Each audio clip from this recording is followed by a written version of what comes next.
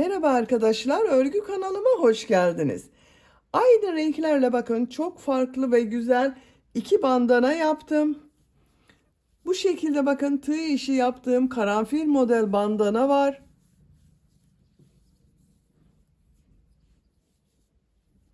Yine aynı renk ile gül tomurcuklu bakın bu şekilde çok güzel bandana yaptım.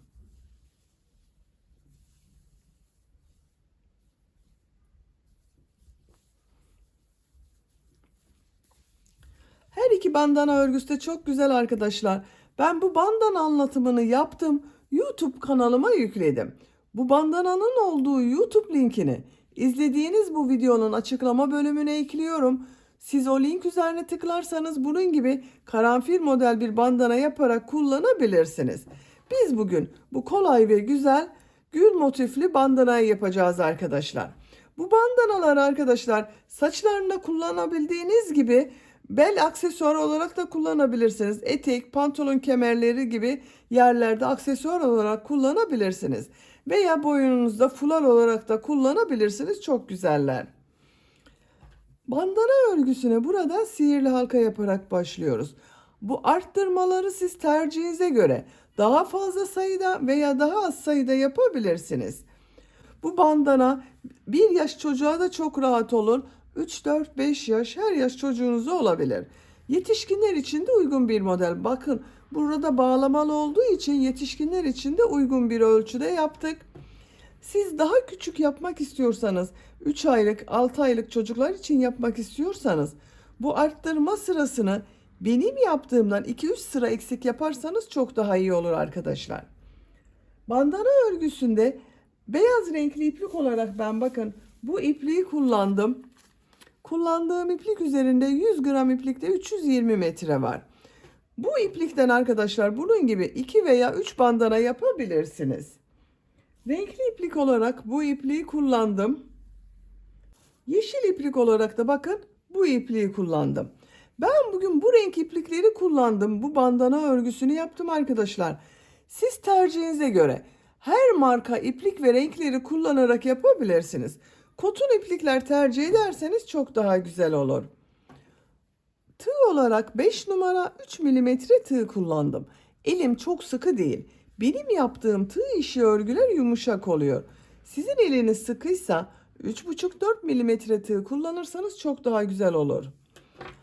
Bakın bandana örgüsünün buraya gül tomurcukları da yaptım. Çok güzel oldu arkadaşlar. Çok şık bir bandana oldu. İplik tığı hazırlayalım. Hep birlikte bu bandana örgüsüne başlayalım.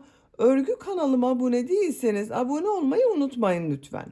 İzlediğiniz videolarıma beğeni ve yorumlarınızı yaparsanız çok sevinirim arkadaşlar. Sizlerden gelen beğeni ve yorumlar örgü kanalımın devamlılığı için çok önemli. Beğeni ve yorumlarıyla destek olan bütün arkadaşlara ayrıca teşekkür ederim. Hepinize kolay gelsin. İyi çalışmalar.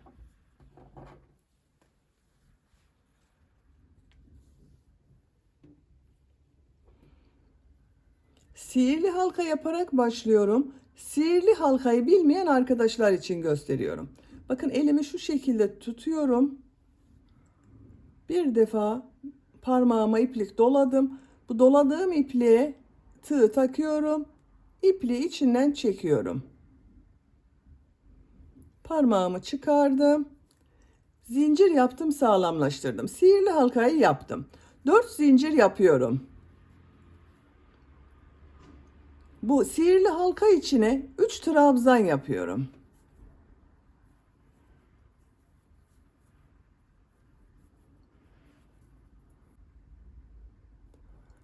Bir zincir yapıyorum.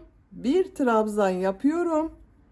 Bakın bu sırada 4 zincir yaptım. 3 trabzan yaptım. Bir zincir yaptım. Bir trabzan yaptım. Bu 4 zincir yaptığım yere ve şu bir zincir yaptığım yere bir sonraki sırada 3'er trabzan yapacağız. 4 zincir yapıyorum. Örgüyü çeviriyorum. Bakın şu iplik ucunu çektim. Burayı kapattık arkadaşlar. Tığ üzerine iplik alıyorum. Bu bir zincir yaptığım boşluğa 3 trabzan yapıyorum.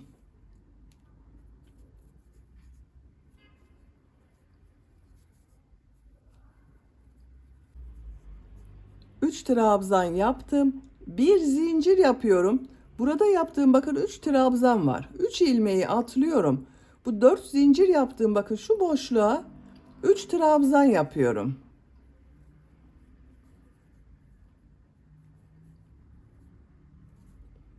Bir zincir yapıyorum. Şu ipliği bakın şu şekilde tutuyorum. Buraya bir trabzan yapıyorum. İpliği kaybediyoruz arkadaşlar bakın. 4 zincir yapıyorum. Örgüyü çeviriyorum. Bu bir zincir yaptığım boşluğa 3 trabzan yapıyorum.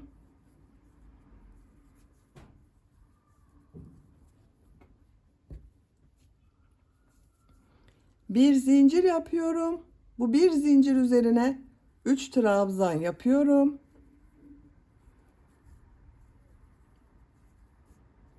Bir zincir yapıyorum.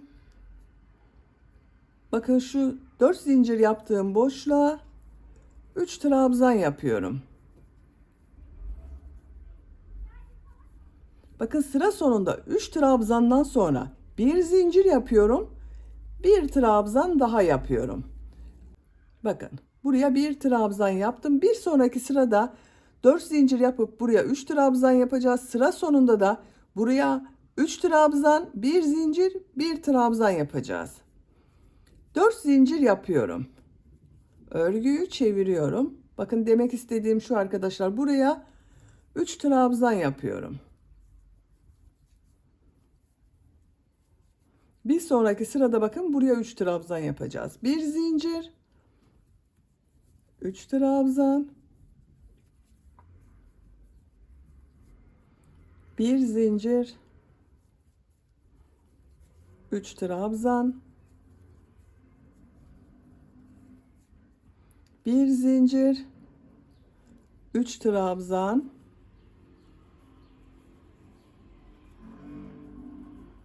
bir zincir, bir trabzan.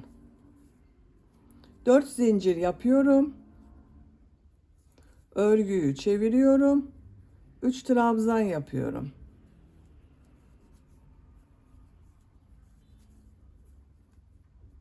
Bir zincir,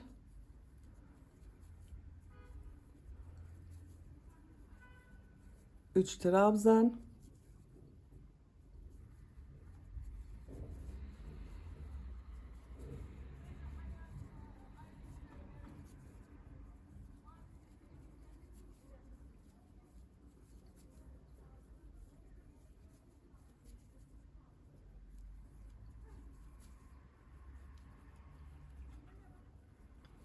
bakın sıra sonunda 3 trabzan yaptım. Bir zincir yapıyorum. Aynı yere bir trabzan yapıyorum. 4 zincir, örgüyü çeviriyorum. 3 trabzan yapıyorum.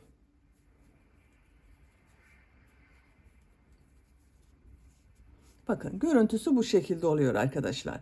Tercihinize göre istediğiniz kadar arttırma sırası yaparak devam edelim. Bandanayı yapacağım ölçüye kadar arttırmalar yaparak bakın tamamladım. İlk başladığım sıradan itibaren sayıyorum bakın. 2, 4, 6, 8, 10, 12, 14, 16, 18, 20, 21 sıra oldu arkadaşlar. Ölçüyorum. Bakın tam orta noktadan 19 santimetre yükseklik oldu. Bu genişliği ölçüyorum.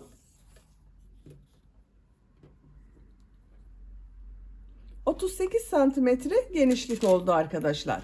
Siz daha büyükler için yapmak istiyorsanız 1-2 sıra arttırmaya devam edebilirsiniz veya küçük yapmak istiyorsanız bu benim yaptığımdan 1 veya 2 sıra eksik yapabilirsiniz.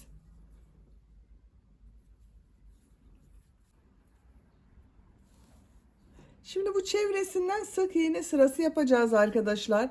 Bakın şuraya bu trabzanın olduğu yere 3 sık iğne yapıyorum. Her sıraya 3 sık iğne yapıyorum. Bakın 1, 2, 3. 3 sık iğne yapıyorum. 3 sık iğne yapıyorum.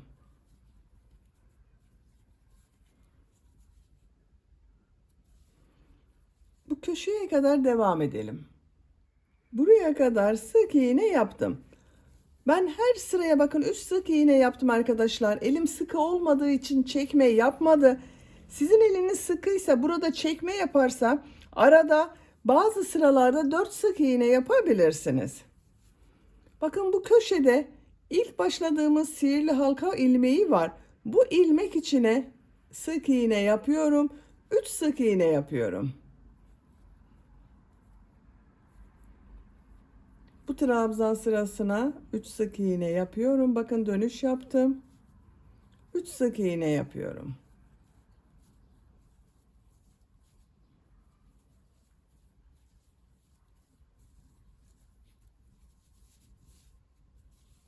Sıra sonuna kadar devam edelim. Sıra sonuna kadar sık iğne yaptım. Bakın görüntüsü bu şekilde oldu. En son sıraya da 3 sık iğne yaptım. Şimdi buraya ip kordon yapacağız arkadaşlar. Bakın bir ip kordon buraya, bir ip kordon buraya yapacağız. İp kordon yapmak için zincirler yapıyorum.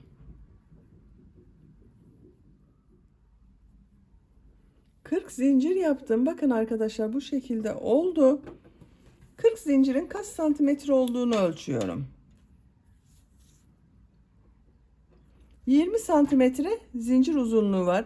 Benim elimin sıklığına göre bu kadar zincir yaptım. Siz bu kordonu daha kısa da yapabilirsiniz, daha uzun da arkadaşlar.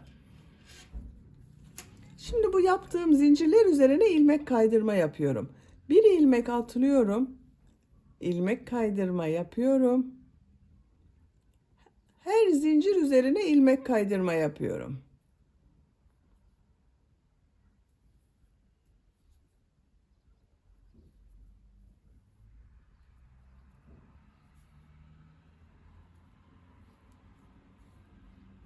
Sıra sonuna kadar devam edelim.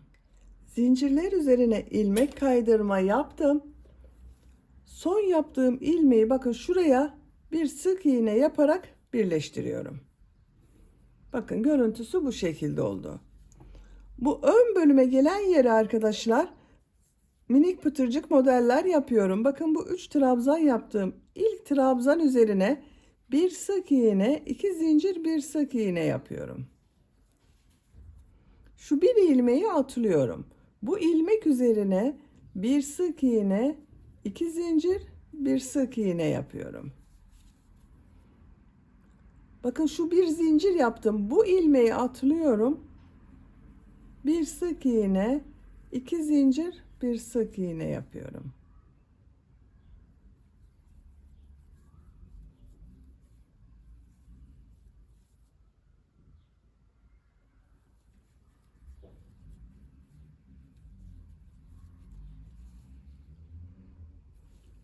Sıra sonuna kadar devam edelim. Sıra sonuna kadar tamamladım. Bakın görüntüsü bu şekilde oldu arkadaşlar. En son bakın buraya bir pıtırcık model yaptım. Bu boşluğa bir sık iğne yapıyorum. Buraya da burada yaptığımız gibi ip kordon yapıyoruz. Siz bu ip kordon için kaç zincir yaptıysanız buraya da aynı sayıda zincir yapıyoruz. Ben 40 zincir yaptım. Buraya da 40 zincir yapıyorum. 40 zinciri tamamlayalım. 40 zincir yaptım. Bir ilmek atlıyorum. İlmek kaydırma yapıyorum. Zincirler üzerine ilmek kaydırma yapıyoruz.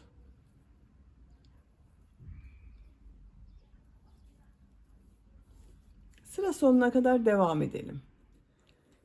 Sıra sonuna kadar ilmek kaydırma yaptım. Son ilmeği bakın şu ilmek ile ilmek kaydırma yaparak birleştiriyorum. İpliği kesiyorum.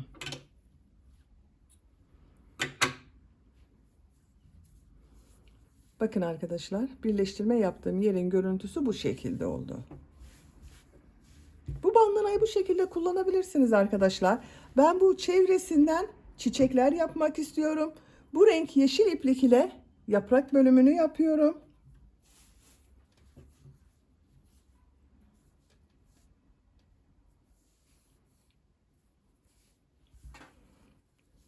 Bakın buradan başlıyorum. Şu ilk ilmeğe ipliğimi bağlıyorum.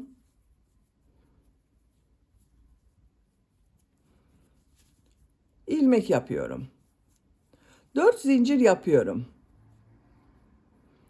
Tığ üzerine iplik alıyorum. Buraya V şekli yapıyorum. Bakın trabzan yaptım. V şekli oluşturdum. Bir zincir yapıyorum. 4 ilmek atlıyorum. Bakın 1, 2, 3, 4. 5. ilmeğe bir trabzan, 2 zincir, bir trabzan yapıyorum.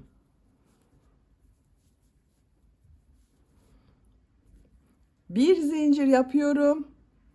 4 ilmek atlıyorum. Bir trabzan, 2 zincir, bir trabzan yapıyorum. Bir zincir yapıyorum. 4 ilmek atlıyorum. Bir trabzan, 2 zincir, bir trabzan yapıyorum.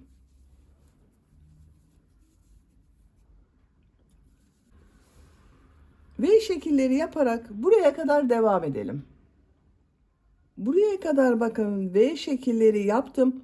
Bu köşenin daha güzel görünmesi için arkadaşlar bakın burada tam şu ortadaki ilmeğe V şekli yapacağız. Bir ilmek atlıyorum. Bu ilmeğe bakın bir trabzan, 2 zincir, bir trabzan yapıyorum. Bir zincir yapıyorum. Bir ilmek atlıyorum. Bir trabzan, 2 zincir, bir trabzan yapıyorum.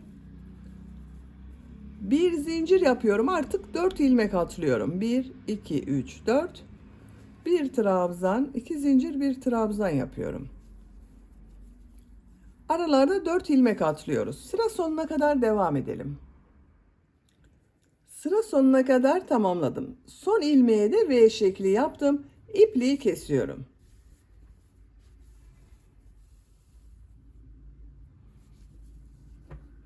Şimdi çiçek örgüsüne başlıyorum. Ben bu renk iplik ile yapıyorum. Siz tercihinize göre her renk iplikleri kullanabilirsiniz.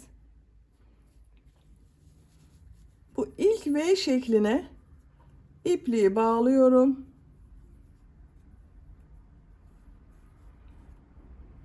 İlmek yapıyorum. 3 zincir yapıyorum.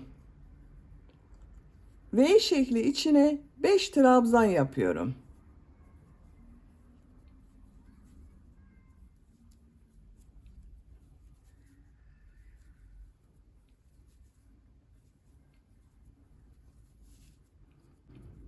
Beş trabzan yaptığım 3 zincir ile birlikte 6 trabzan oldu. Tığı çıkarıyorum. İlk yaptığım bu 3 zincir var. Bakın 3. zincire tığı takıyorum. İlmeği içinden çekiyorum. Bakın çiçeği bu şekilde yaptım. 3 zincir yapıyorum. Tığ üzerine iplik alıyorum. V şekli içine 6 trabzan yapıyorum.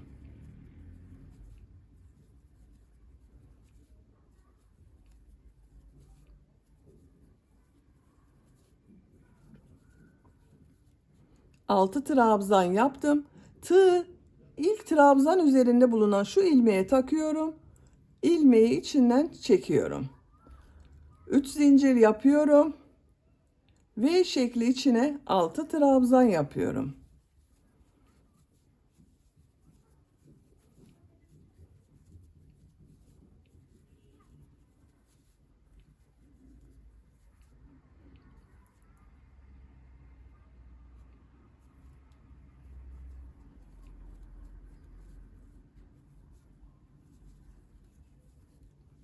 Bakın bu şekilde oluyor. Sıra sonuna kadar devam edelim. Sıra sonuna kadar tamamladım. Son V şekli içine bakın çiçeği yaptım. İpliği kesiyorum. Bakın arkadaşlar görüntüsü bu şekilde oldu.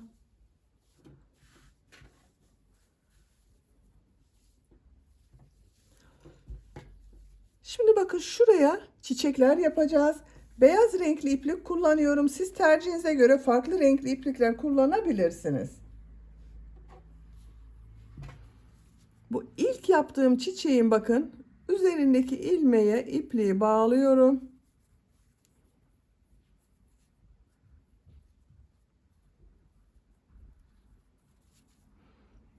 Buradan ilmek yapıyorum. Bakın şu 2 V arasındaki boşluğa 5 trabzan yapıyorum. Bu çiçeği yaparken yaptığımız zincirler de arada kalacak. Bakın şu şekilde.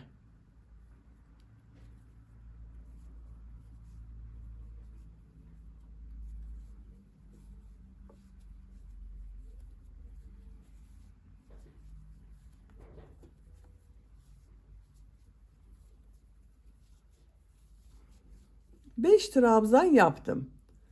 Bu yaptığım son trabzanı çiçeğin üzerinde bulunan bakın şu ilmeğe sık iğne yapıyorum. Tığ üzerine iplik alıyorum. Bu 2 V arasındaki şu boşluğa bakın şu şekilde 5 trabzan yapıyorum.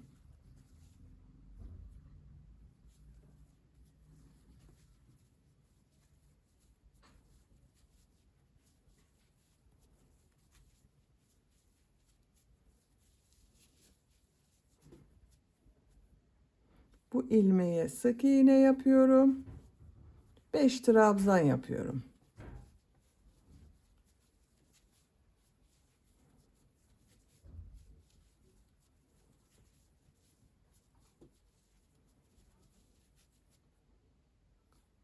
Sık iğne yapıyorum.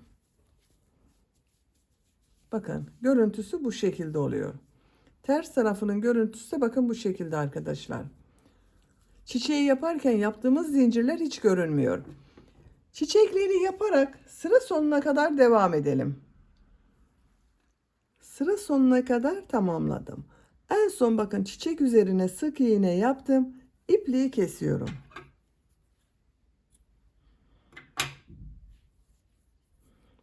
Bakın arkadaşlar bandanayı bu şekilde yaptım. Çok güzel oldu bakın. Şimdi bu ip kordon ucuna da çiçek yapmak istiyorum. Bakın ben diğer ip kordon ucuna bu şekilde bir çiçek yaptım. Buraya da aynısını yapacağım. Siz isterseniz hiçbir şey yapmadan bu şekilde kullanabilirsiniz. Yeşil renkli iplik ile bakın bu yeşil bölümünü yapıyorum.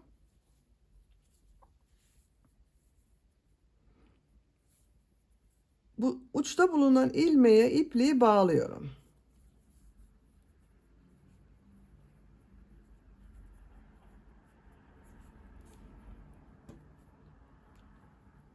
İlmek yapıyorum. 3 zincir yapıyorum.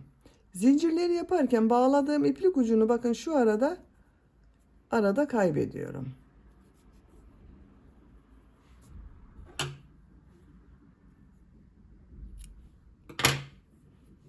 Bakın bu şekilde oldu. Tığ üzerine iplik alıyorum. Aynı ilmeğe trabzan yapıyorum. İpliği kesiyorum.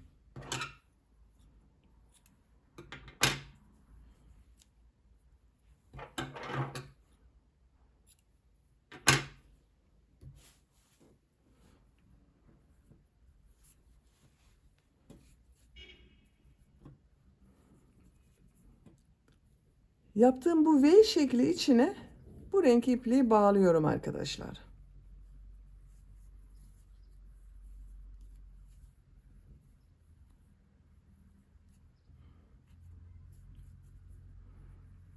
İlmek yapıyorum. 3 zincir yapıyorum. Bu ilmek içine 6 trabzan yapıyorum.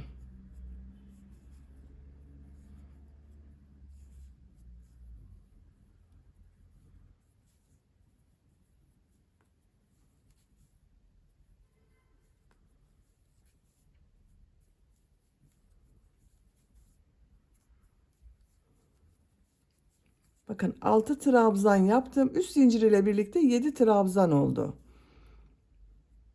İlk ilmeğe bakın üst zincir yaptığım ilmeğe tığ takıyorum. İçinden çekiyorum. İpliği kesiyorum.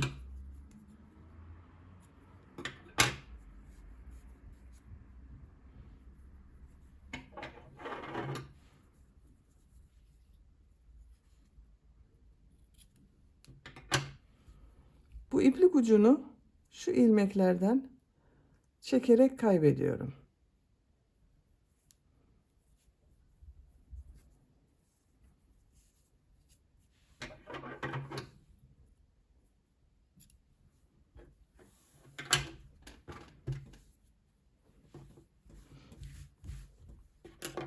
Bakın arkadaşlar, bandanayı bitirdim. Çok güzel oldu. İp kordonlar da bakın çok güzel oldu.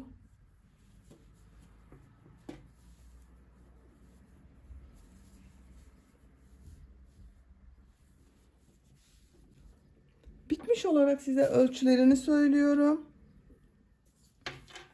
Bu orta noktadan yüksekliğini ölçüyorum. 23 santimetre. Buradan genişliğini ölçüyorum. 38 santimetre. Çok güzel bir ölçü oldu arkadaşlar. Bakın bu bandanayı 1 yaş çocuğunuza da kullanabilirsiniz. Şu şekilde bağlayarak 4-5 yaş çocuğunuza da kullanabilirsiniz. Yetişkinler için de kullanabilirsiniz.